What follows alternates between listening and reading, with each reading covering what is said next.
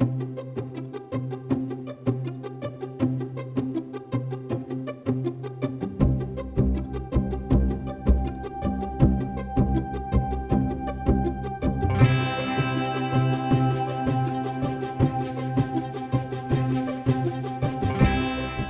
everybody. Welcome in. Hello, and welcome to today's One Small Step virtual listening event. Over the past few months, we've invited residents to High Plains, primarily people who didn't know each other and held differing political views, to interview one another. We've been taking sign-ups, scheduling and facilitating conversations, archiving them with StoryCorps and their partners at the Library of Congress. KBPR was one of 6 public radio stations nationwide selected to participate. Roughly 300 people took part in these conversations, including nearly 50 across Vermont. Let's take a look at what One Small Step has been like across the country. I would describe my personal political values as conservative. I have become way to the left of the political spectrum. I am an issues person. I'm not so much a party person. Who's been the most influential person in your life? As far as coming out as trans and the fear, what are you afraid of? My daughter is my life. I hope that sometime in the future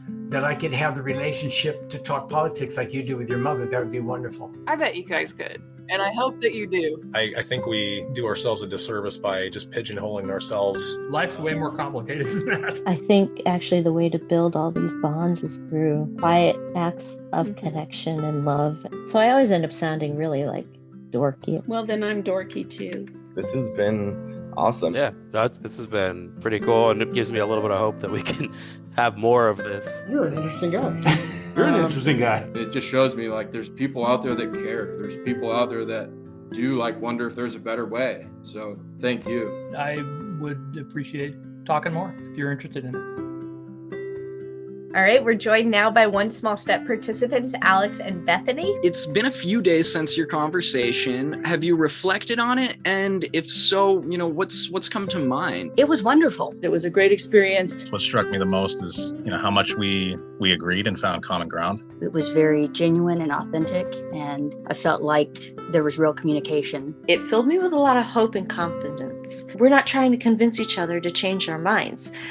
But we are sharing what we feel. This conversation has taught me that you absolutely can talk with somebody across the political spectrum and still have respect for them. Each of you has continued talking to one another, and you've even met in person. Is that right? We kind of invited each other to go get coffee, and we just talked about everything. So it was great. It's really those like one-on-one relationships that can change a culture or change a community. Because it'll multiply, I mean, I feel better about talking to somebody else.